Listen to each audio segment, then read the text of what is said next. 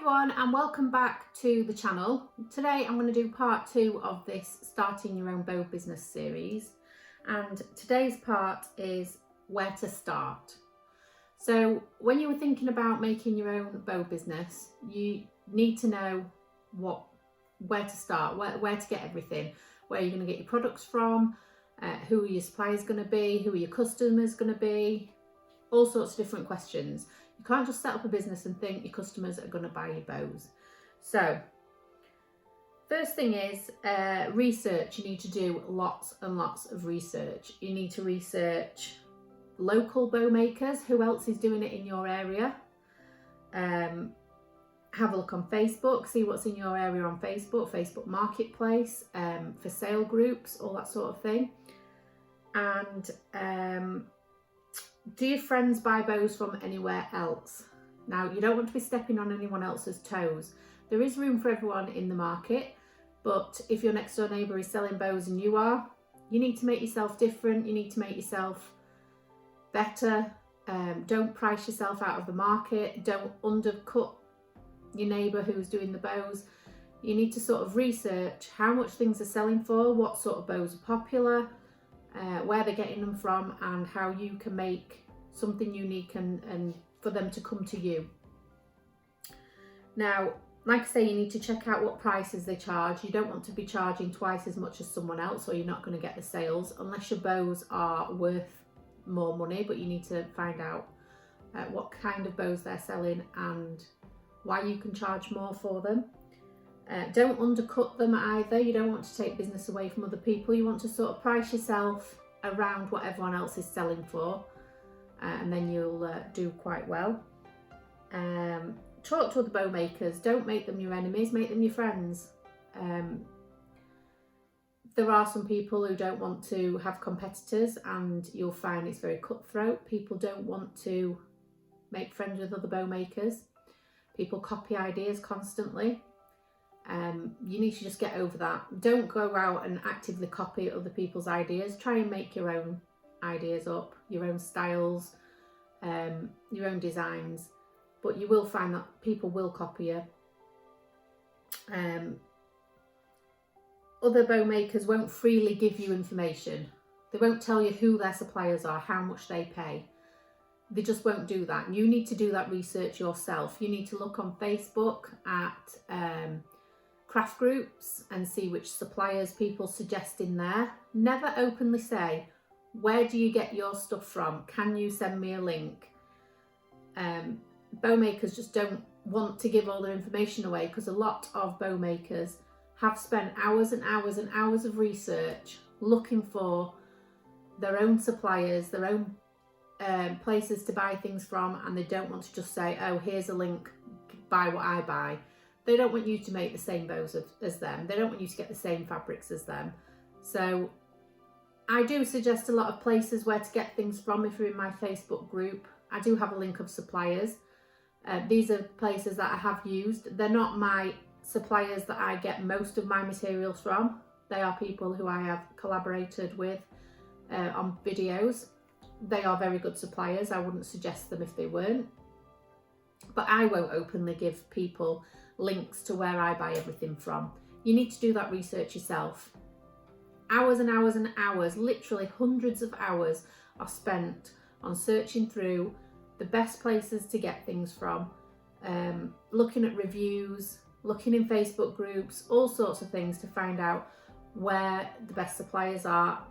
Someone else's favourite supplier might not necessarily be the best one for you. You might find the same materials cheaper elsewhere, and you won't want to share that information with anyone else either.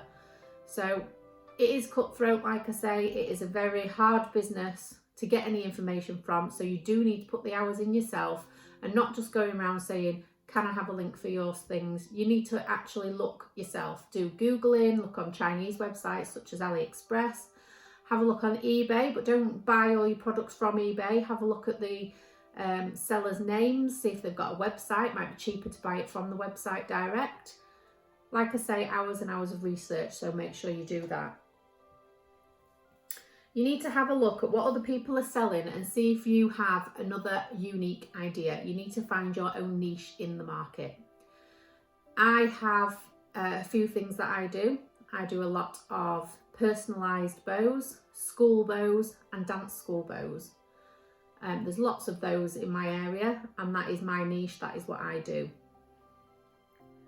Next thing you need to think about is a business plan. What sort of things do you have already? What sort of things do you need to buy? How much money do you need to put into this business to make it work? You need things like glue guns, glue sticks, scissors, storage. As you can see, I've set up, this is in my kitchen. I've set up on my table at the minute, and these are some of the storage boxes.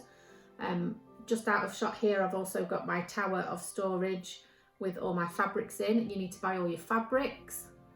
There's a lot of money that needs to go into actually setting up a business. It's not as simple as buying some fabric, you've got a pair of scissors, cutting out your template and selling your bow. You need to invest in good quality fabrics, good quality storage. Are you going to hand cut bows? Are you going to use a machine that cuts it for you? I hand cut everything because those machines are quite expensive to start with, and then you need a different die for a different shape of bow. Whereas the ones I use, I currently use plastic templates, which you may have seen in a few of my videos. These are a couple of pounds for each template, whereas a die cutting template can be anything between £10 and £30 maybe.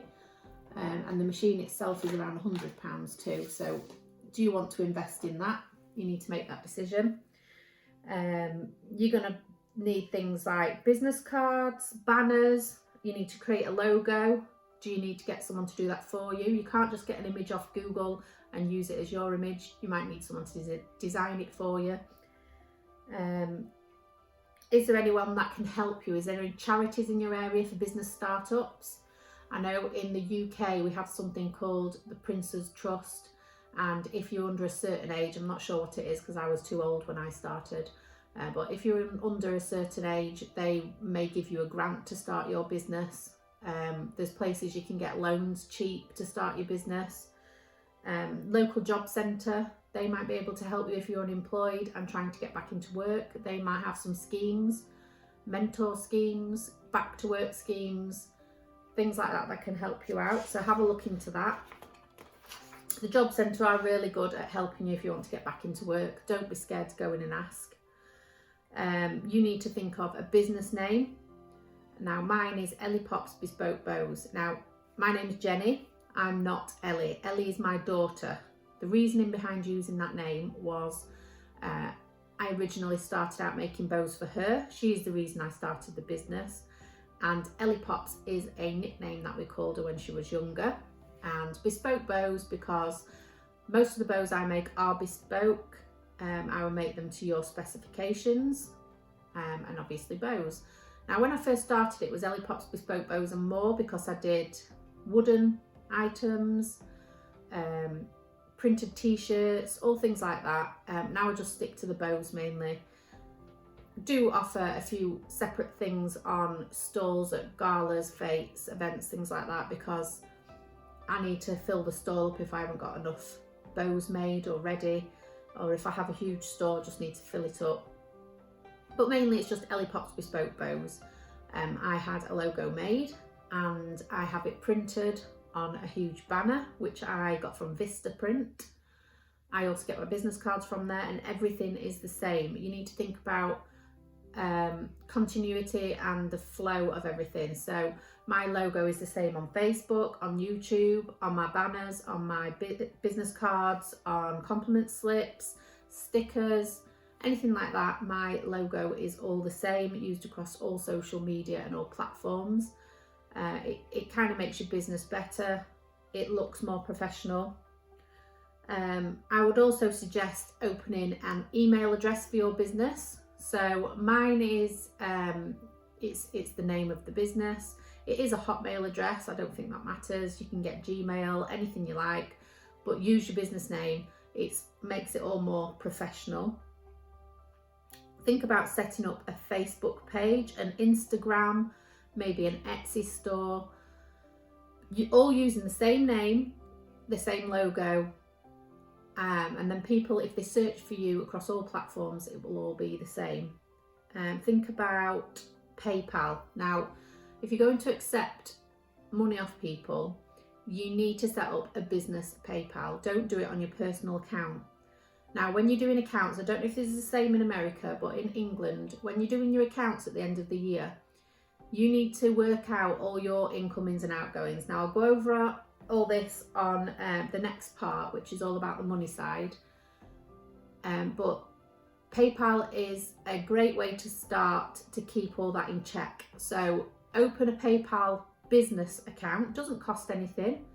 You might need to verify sort of tax and VAT things on there. It's not scary, it's quite simple, it's very easy to do, but only use that PayPal account for incoming and outgoing transactions to do with your business. Never use it for personal use. Keep it all for your business. If you do all that the same across all social media, keeps it all nice, clean and tidy, and as I say, people can find you a lot easier.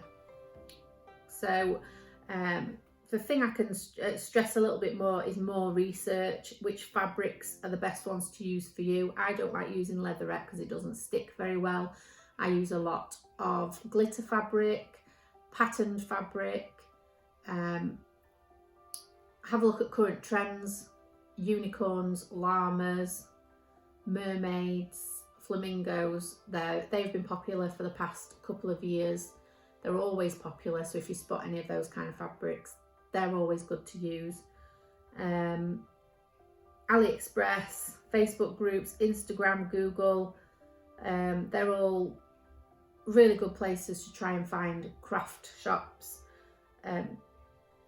Also, think about getting some insurance, business insurance. If you're going to sell to the public, you need product liability insurance.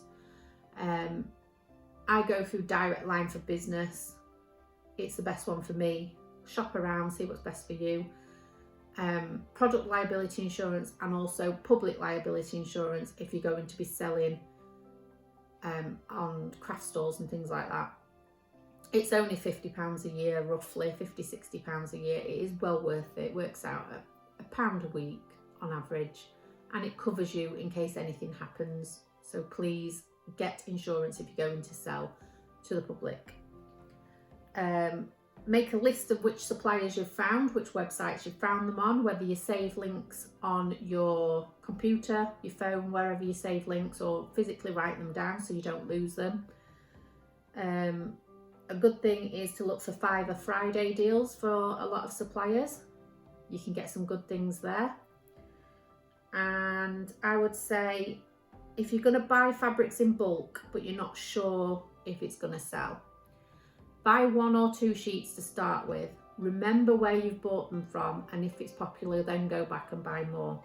You don't want to be stuck with 10 sheets of a fabric that doesn't sell, that you don't like working with.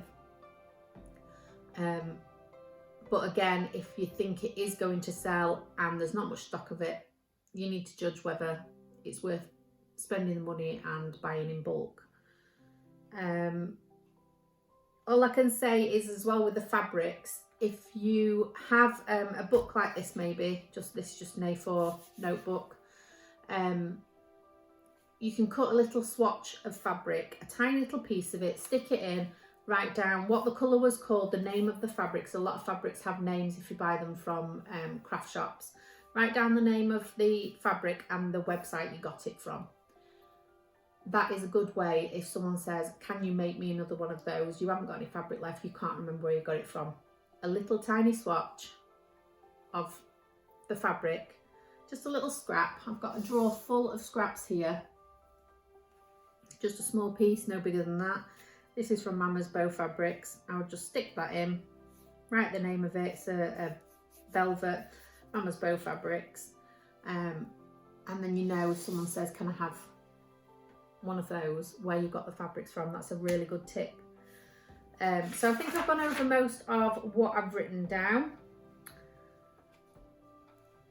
I hope it's informative for you.